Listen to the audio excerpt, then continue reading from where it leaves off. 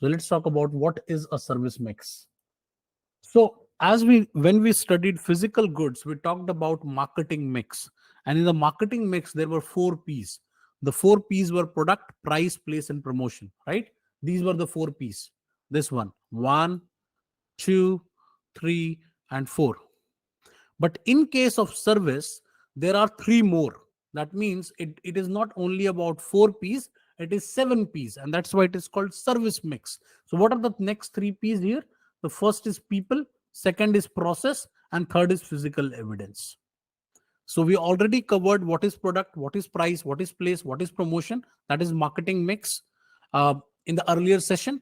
But it is very important to cover the next of the 3P, which is only applicable for service. It might not be applicable to the product. So the fifth P, let's talk about the fifth P, because the first four P is almost clear. We know what is product, we know what is the price, we know what is the place. You can watch that session to understand that, right? We already covered it. And we also know what is promotion. Yesterday only we covered it, right? Let's talk about the fifth P. So the fifth P is called the people.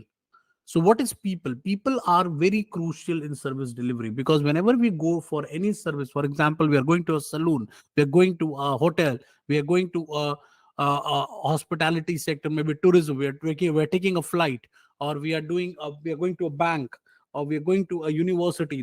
These all are services, right?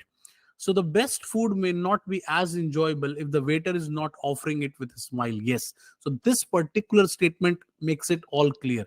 So even if you have a very good food in your restaurant, but if your waiters and people who are working in your restaurant, they are not offering it with smile, they're not happy to serve you, they're not very polite, or they're not very empathetic with the customers, then most of the time, all your efforts in terms of food will not be very, very enjoyable for the customer. So it is very important that you train your people in the right way. And what kind of training you need to provide them? The first is how to handle customers in crisis situation, in a particular situation, in peak time.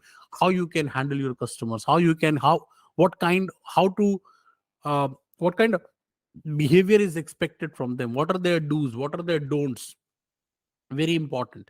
Second, how to deal with contingency. It's very important, because we know that there will be situation when things will not go on your way, when there will be situation where service will also be failing. For example, you wanted to take a flight, but the flight is delayed. So now the people will be annoyed, the customer will be annoyed, and they will keep on bugging you, they will come to you again and again and again. But in that crucial situation, in that crisis situation, how do you behave? How do you tackle people? How do you make them understand? How do you compensate them? How do you make them smile? That is very important, and that is called your people, because it is the people who makes the things change for anyone. So it's like a game changer. People are like game changer in service delivery. Just look at from this perspective, that you're taking up a same course, let's say human resource management or marketing. Somebody else was teaching you, now I am teaching you. It depends upon who is teaching you, he can make or break that particular subject. So people do create a lot of difference, and that's why in service industry we are very, very, very particular about hiring the right people. Right? It's very important to hire the right people, because if you're not be hiring the right people, your service will definitely hamper. The sixth P is called the process. So what is this process? The process means that there is a proper mechanism through which a service is being delivered. So there is a process like a flow chart that you need to do step A, then B, then C, then D, then E, and then finally to the customer. So it is very important to follow all those process. So if it is a route of actual product from the provider to the user, so the how that particular service is being delivered from the manufacturer or from the producer to the user, that is called your process. For example, a bank has a definite process for every operation. So if you want to deposit and check, there is a process. If you want to withdraw money, there is a process. If you want to go and change your address, there is a process. If you want to change your pin of your credit card, there is a process. That means everything has a process. And that is why, because it's a process driven sector, it's a process driven service. And if it is not process driven, it will be very difficult for you to handle a volume of customer. So process results into uniformity. Yes. So it is very important that when if you establish a process and then you start following it, so it will automatically create uniformity, and that will also reduce the biasness among consumers. So customer will not come with a complaint that, hey, you did this for someone else, but you're not doing it for me. They will not say that, because then you can say that, hey, we have a uniform policy and we always follow our process. Very simple. So process is like a blueprint of service. So whenever you are doing any kind of service, you need to understand that you need to create that blueprint. You need to create that streamlined step by step process. The seventh P is called the physical evidence. So what is physical evidence? As I already explained you, and that's why I helped you in doing those goods versus services thing, the features of services. The service being an intangible in nature, it's very intangible in nature. You know that we cannot physically touch it or feel it. You can only experience it.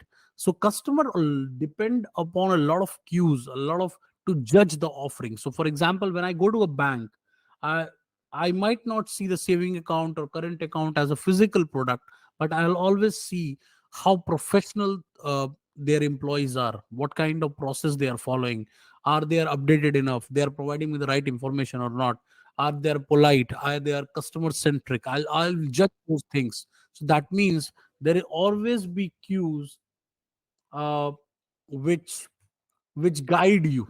Okay, and that is physical, that you can watch, that you can see. For example, what kind of pamphlets the bank has, that for what kind of cabins they have designed for customer operation, what kind of computers they have in your system. So basically I can judge all those things before taking any decision. Just look, you go to a restaurant, right? When you go to a restaurant, you see that what kind of tables they have, what kind of lighting they have, what kind of music is playing, what kind of waiters are, if the people are working over there, what kind of dress they are wearing, what is the menu, how is the ambience, how is the aura of that particular restaurant. So everything is physical. So even though the service is not physical, but those physical evidence around the service is definitely physical.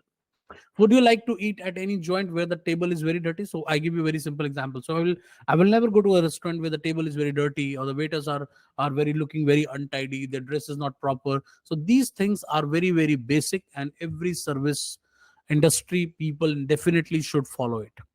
Surely, even before we eat anything at any place, you will always like to evaluate the quality of service based on the physical things around. So you will always judge the service based on, even based on the glass and the way the water has been served to you. So all these things are matter, and that's why physical evidence do play a key role. So these are the next three P's. I hope it is clear. So we discussed the next three P's of service. We already know what is product, price, place, and promotion. The next of the three P's, that is people, process, and physical evidence. I hope it is clear. Thanks for watching. So this was all about service mix. So I will be posting the link of 4 P's of marketing, that was for goods, in the description link, as well as I'll also post a link of goods versus services also in the description link. So you can follow those lectures from there.